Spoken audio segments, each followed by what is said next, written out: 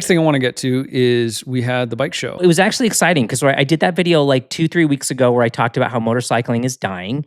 And apparently this EICMA was the biggest ever. Like it blew records. So motorcycling is growing worldwide. Let's get back on the bandwagon. Yeah. But it's where they reveal most manufacturers reveal their models for next year. And it's open to the public. You can buy a ticket and you can wander through. Of course, it's a little far away for us. Maybe someday. Is it in Italy? It's in Italy. It's in Milan. We're going to go through really briefly because we'll start off with Aprilia. Aprilia, their big news for this year is BNG. Bold new graphics. But in terms of bold new graphics, they're fantastic. I was going to say, I like the purple quite a bit, actually. Yeah, the big bikes get like kind of a race champions purple. Yep. And I will say, having spent all that time on that Touareg with the Champions Edition paint, it looks good on camera. It looks really good in real life. I was so reluctant to give that bike back. Yeah. I just really enjoyed looking at it. But yeah, so Aprilia gets colors. BMW, they came out with their small GS, the GS 450, I think is the size.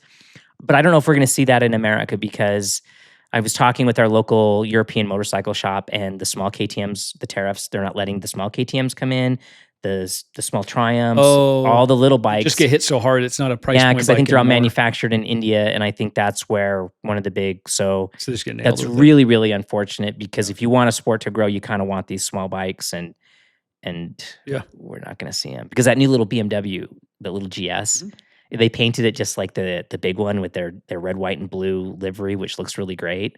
So the baby GS, I like the baby GS looks really cool. It looks fantastic. I saw the photo of the BSA and I thought it was like a retro bike that somebody had like done up for the show. And then I read a little deeper and it's like, oh, the BSA makes bikes still, I guess. Yeah. Well, and they look so much like Royal Enfields. I don't know if they're coming out of the same building. But yeah, they have like a Royal Enfield vibe. It's like retro, and I want you to know it's retro. Right. Yeah. Yeah. So they came out with an adventure bike. I thought it looked really good. BSA and Triumph used to be kind of your big motorcycles in the 60s and 70s. Right. They were the biggest in the world. Yep. And now we're like, wow, they still make bikes. Yeah. How about Norton's also making motorcycles too, apparently, which is the other big British motorcycle. And that brand has been rebought and relaunched, I don't know, about every 7 years. Yeah, same thing with Norton. I think from what I understand, we're getting a little off EICMA, but there's a company in, I think, Australia that's making the Nortons now, and they are amazing. Like, look them up. They are so super cool. Yeah. So anyway. All right. So CFMoto. CFMoto is an exciting company. Yeah. This is the one I think is the most interesting. Right. They had two motorcycles that I think are very noteworthy. Right. The first was, I guess it was the year of adventure bikes. They have a 1000cc adventure bike that looks fantastic. It's very GS looking. This is very BMW-esque. Yeah, and I'm a sucker for contour lines. They put contour line graphics on some of the leading edges. Looks dynamite. But 1000cc adventure bike, that's a lot of motor. Well, and the thing that I took away from this, we'll come back to the rest of CFMoto in a second. This felt like the year of the Chinese bike. Yeah, oh yeah. There was tons of brands, and I can't even remember all the names now, but there was a whole slew of Chinese brands that were there. And it wasn't chintzy, cheap, like Ducati like, with a Y. Like, it didn't look like total knockoffs. They looked like proper, well-built, well-constructed bikes, right? And I saw them, I was like, ooh, this is maybe like the turning point year is when those start to become very legitimate. I have a friend who does a lot of work with CFMoto, and I'm going to be vague because they told me things. Right. But they said that CFMoto is maybe a year or two away from being a serious threat. Like, they still have a couple things they're working out, but they're moving fast, which I think brings us to the next bike that they... Well, yeah, I hope so. Which is their V4. The V4 has adaptive aero on it. We're going to make Dave put an overlay up here for you so you can see it. Well, like when it first showed up, I did a post on the YouTube channel, and you can look at it, where I made a joke of what the design meeting must have been. Because like, can we make the wings bigger? No, bigger. Like, and then you made the joke it's a wing delivery device. CFMoto made a device to move wings around. Yeah. Like, the wings are huge. So the wings on this thing are wild. It is obviously the most striking thing of the bike is when you look at it from the front, it has wings and then like the little barge side plate and then more wing on that. Right. But it does feel like a second grader drawing a motorcycle and an airplane at the same time. They're very windy. So the other wings that jut out, though, the interesting thing about them is they're active. So they tip and they pitch, and I don't know if they pitch independently. I'm not sure, That'd be but crazy. But like, I just think of like the downforce for braking. Like you apply the brake, and the wing just automatically gives you downforce onto the front wheel. That could be like a noteworthy safety aspect. Very well could be. I'm very excited to see what that does. There's also the front one's the one that's going to catch your attention. There's actually a matching one on the tail. Yeah, that also has flaps almost like a DRS for high speed. When you need it. Did you see the photo of the CEO of Ducati looking at the bike? Domenicali, I think. Domenicali, yeah. He's like, he looked really excited. He looked very approving of it. Like, yeah. Oh, dang, that's not bad. Yeah. So the wings are going to be the thing that are going to catch your attention. I would say find a photo of the bike in profile from the right side. From the right side, you don't notice the wings as much. They're kind of hidden.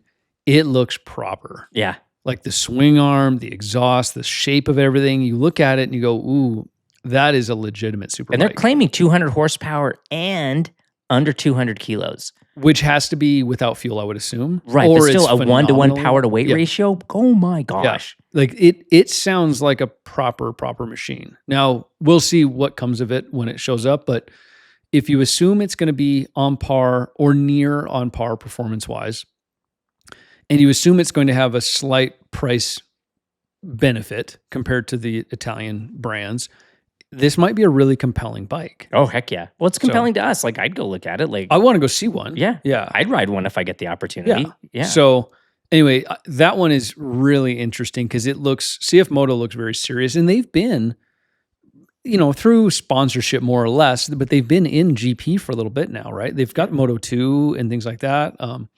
So they're involved, and they're clearly interested in being more involved. I wouldn't be surprised if they don't come up with a race spec version of that V4 in the near future. Oh, and run it through World Superbike? Oh, that'd be fantastic to see. I think for sure they will. Oh, that'd be amazing. Like, that would be great. I'm excited for it. So we'll see what happens with Active Aero when they go racing. But yeah, I think overall, I'm pretty excited about that bike. Yeah, super, super cool. Yeah. Ducati. Now, Ducati came out with a few things. They have the Hyper SP, and they teased a new Desert X with that new V2 motor. Right. That new V2 motor is pretty cool. No more Desmos. They went to valve springs, and I believe no more belts. Yep. And as a longtime Ducati owner, I will not miss belts. Right. Yeah. So that's pretty exciting. The on that engine, real quick, I think there's a lot of people who are annoyed or whatever that they got rid of the Desmo valve system. The real benefit of the Desmo system was you could rev the engine higher. Basically, the valve springs and the valve train was no longer your limiting factor because you were never going to have valve flow basically with those systems. And valve flow is when the engine's spinning so fast that the spring can't react fast enough to close the valve, and you'll get interference where the valve will hit the piston. Yep. So a lot of race bikes went with pneumatic valves, and Ducati, their MotoGP bikes, they're still running Desmos, which was, I believe, a technology invented by Mercedes. It's in a really old technology. Yeah, really, because like before valve springs, it's super interesting. I love Desmos. Yeah. They are a little bit more complicated to adjust, but they're not that bad. But by going to standard springs, now, the reason why MotoGP still runs it, like you said, is the RPMs. 20,000 RPM. Yeah, they're running at crazy RPMs. You're not going to run that on your Desert X. No. Right? Well, and like my Multistrada, you can get my Multistrada in an SP version with Desmos, and it has a much higher red line, but you also have to go back to Desmo valve adjust intervals, where my valve adjust interval with the valve spring is a 30,000 mile valve adjust interval. So what's Desmo, like 8? I think my last Desmo, it was like 12,000, which was unheard of. But my first Ducati was a 3,000 mile valve adjust interval. And the whole design, it was really clever. It was designed to have the valves adjusted. The tank came up on a hinge. There was a cutout in the battery tray. You take the battery out, and there was a cutout in the battery tray, and there was your valve cover right there. I could adjust the valves faster than I could change a tire. But you couldn't adjust them as fast as the guy who rode the Honda. No, who didn't have to adjust them. He didn't have to adjust them. I love Desmos, but I don't need to own them. Well, I guess my wife's bike still has Desmos and belts. So they came out with 2 special edition paint liveries for Marc Marquez and Pecco. Did you see these things? Yep. So one Which one did you like better? Let's just say that. Well, I have to like the Marquez one just because the Pekka one I just associate with crashing and losing at this point. Well, and it was just camo. And Yeah. you and I are both former military. I don't need to ever wear camo again. Let that part. Yeah, I just have no love for camo. Yeah, so it was kind of the Marc Marquez one. I think looks stunning. Yeah, the 9.3 and the whole thing. It looks really good. But what I'm most excited about with Ducati is they brought yellow back. I'm excited about that because you had a Super Sport that was yellow, Yeah, an old and it Niners. looked fantastic. Normally they just do matte black, like bare carbon for the bikes for testing. For this year, they did special for the factory team. There was the old classic, like heavy, like or a Bass Boat Sparkle, like silver flake. Yeah, like the original 900 Super Sport that they won a MOLA on. And then they did a yellow one, and they both looked. They looked so good, so good. What kills me, we're going to totally get derailed here for a second.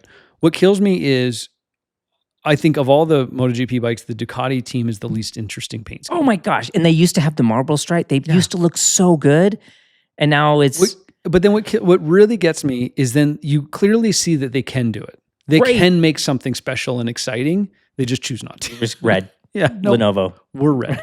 Got it. Okay. Yeah, got it. All right. Anyway. Auto Grill. Yeah. All right. Harley Davidson, they actually, they were there. Typically, Harley doesn't usually announce their bikes until January, but they did a thing with their race baggers, and they're talking about how now it's a world-class race series, which is exciting. But that was pretty much all Harley did. Honda has they have that new CB1000F, which looks like it just rolled out of 1978. They're good at retros. But they also came out with a CB1000 GT, like a sport touring bike, and I can't tell what's different about it from the NT. Style-wise? Yeah, well, it's the same bike. Like, they look a little different. The CB1000 looks a little different than the NT, but it's kind of the same motorcycle. So it's just kind of like an odd choice. Also, the 750s and 500s. I don't know if we get the 500s here in America, but they're all getting e-clutch, which big fan of that. And we used to get the 500s if we don't still. Well, I think like they're doing like a GB 350 and a GB 500.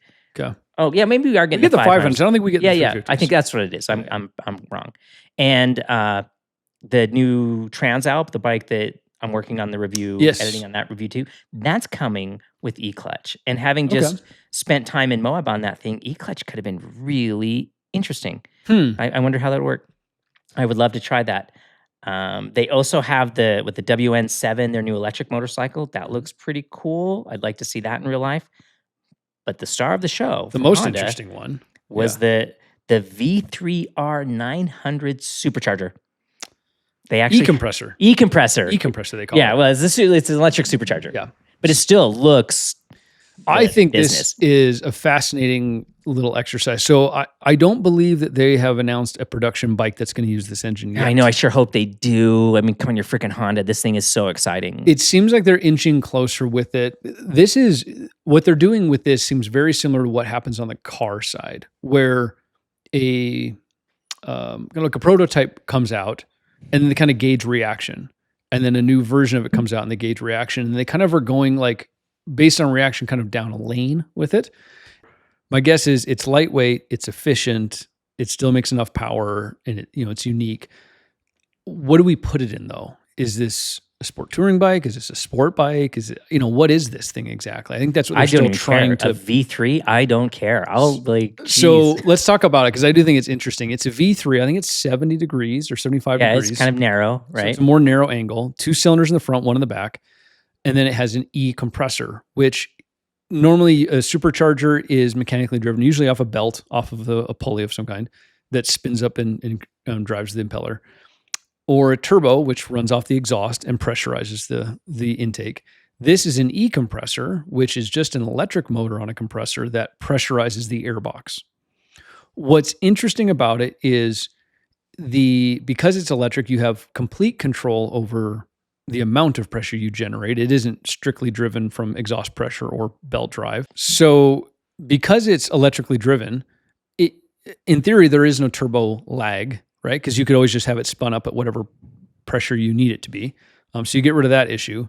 But think about like elevation. You wouldn't have to worry about elevation if it's always pressurizing the airbox. Yeah, it cancels out a lot of the elevation issues. The other thing it does that's interesting is right now, all of the modern bikes that you see, especially if there's ram air designed into the Big front end of the snorkels bike, on the front. Yeah.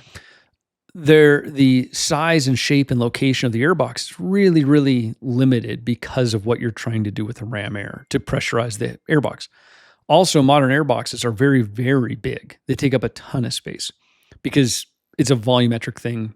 We don't need to get into too much detail there, but basically, if you're going to have this pressurized airbox system, I think it's going to free you up immensely on not only the size of the airbox, but also the location of the airbox. Right. You could put it like underneath the seat and it could be a tiny little thing. Yeah. And that's why I think with this V3, if maybe that's part of the thought of we can get away with this narrow angle. And have a tiny little airbox right in between the two of them. So then the fuel tank can go where I want it. The suspension can go where I want it. Like, I think it might free them up design-wise to some extent. So that part I'm really interested in. Well, because you think about if you've ever taken a gas tank off a modern motorcycle, it's not this big voluminous thing. It's hollow on the inside, right? Yeah, it's all concave on the inside so it's for the kind airbox. of this so even like gas is kind of a hassle. Imagine solving that. It could be more fuel or a smaller tank out of the way or whatever. Just change the ergonomics altogether, right? Yeah. So I think that part's really interesting. The question I have about the whole thing is, if you're going to run this e-compressor, it needs power. And if it's going to create significant amounts of pressure, it's going to need significant amounts of power, right? These pressure actually, it does take quite a bit to spin these things up. So is it going to run a bigger generator on it? Is or it like a quasi-hybrid thing with a giant lithium-ion battery that can... does it, then is it pulling power right off the motor itself to charge the battery system to, like nothing's for free, I guess. Like at the end of the day, the whole thing is still powered by the fuel in the gasoline in the system, right? The electricity is not free. It came from somewhere. So I don't know. I'm curious how they've solved that problem.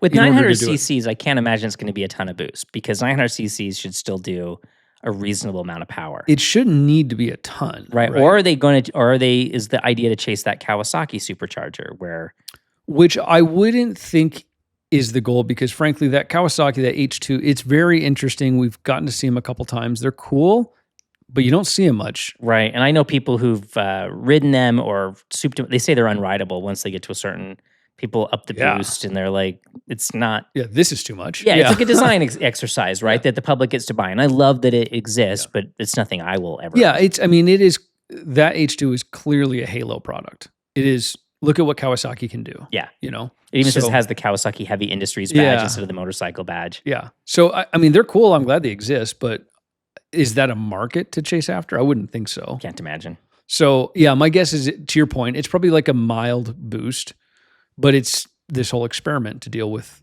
can we get away with it or not? So, anyway. So, Indian was sold by Polaris. So basically, they just have two new Sport Scouts, I think, give it bold new colors. Kawasaki, the ZX-10R comes back with more aero because we need more aero. Need some wings on that thing. Moto Guzzi, also they're moving to a new factory, but also bold new graphics. Some really cool graphics, though. Yeah. Like, they look great. MV Agusta comes out with a new Brutale, which is the most beautiful thing you have ever seen. They're always pretty. But I think the star from them was apparently sitting in the corner, and this is a couple companies apparently did this. They just had a crate sitting in the corner, kind of nondescript, but they had a V5 engine sitting on a box. On the side I think I saw this. Yeah. Which is, I'm all in. Like, crazy V5s. Like, what are we doing with it? I like V4s. Yeah. Let's try a V3 and a V5. Yeah. Let's go. Yeah, I think that's great. So super exciting. And then Suzuki, this is kind of funny. They came up with like an SVX. Like an SV thing. So the funny thing is, Moto Bob, which is a great YouTube channel, he had a funny observation where he was, he's like, all the other channels they had, or all the other displays, there was, the bikes kind of spoke for themselves. Suzuki was the only booth that had really stunning, pretty girls sitting on the motorcycles. Yeah, so I guess because they haven't developed anything for a while. So that's kind of funny. And then Yamaha, a little disappointed with what Yamaha came up with, but we got the R9 last year, so that's maybe why. Yep. But they are doing their, what is it, their 75th, what year is it? Oh, the red and white? The red and white, 75th anniversary paint scheme. I mean, I feel like they get a pass. That's pretty good looking. Yeah, that is stunning. Yeah. And then they revised the R7. But I'm a little miffed with them not for that, because the R7 was worthy of, but they set it next to the old original OW02 R7 as though the two are the same thing. And don't even pretend. they are not. Yeah. One was a homologated race bike for World Superbike. They made like 100 of them total or something. And the other is an entry-level sport bike, which is awesome, but not a homologated. So to give some context to how cool the R7 is, if you're not familiar, if you go look this thing up, it was basically built to go be a World Superbike weapon to try to get Noriyuki Haga to go win the championship. Right. Yeah, that's right. It wasn't effectively what if right now, Dave, if in your garage, no cost to you, but you had to keep it forever, you could park the Desmo Sedici, the street bike that they built, or an R7 in here. Which one would you park in here? I mean, I'd probably go with the Desmo Sedici just because it got the Marlboro stripe, but they are both equal levels of special. I have seen multiple Desmos in my life. I've never seen. I've never seen one. I've moving. seen like a collector. That's right. Yeah. I've never heard one run. Never. I've never. Yeah. No, I think that's. Yeah. The R7 is more rare than a Desmo by Sedici, far. and it's the same level of rarity. Very special. They had to make so many of them so they could race it. Yeah, I think that thing would be so cool. But to your point, parking that next to a literal budget bike, it was it's pretty unfair. But yeah, that's fair enough. That thing is cool. I think they stuck a couple little R1 little wings on the sides of the R1. Everything you gotta have wings. Everything's got wings now. The Suzuki 1000's got wings. Everyone's got wings now. Yeah, everything's wings. But the wing champion has to be CFMoto. They put wings on their little, like, what is that little 400? Well, what's funny is, because I would have thought the reigning champion coming into this was the current BMW S1000. Have you seen that thing? Like, the wing looks like an apron that your mom would wear. Like, it's this giant thing that covers the front of the. Yeah, it's this big hunkered down Ford. Like, it's ridiculous. What is this thing? I don't understand. Don't understand. All right, well, let us know what bike you're most excited about from EICMA, and anything else.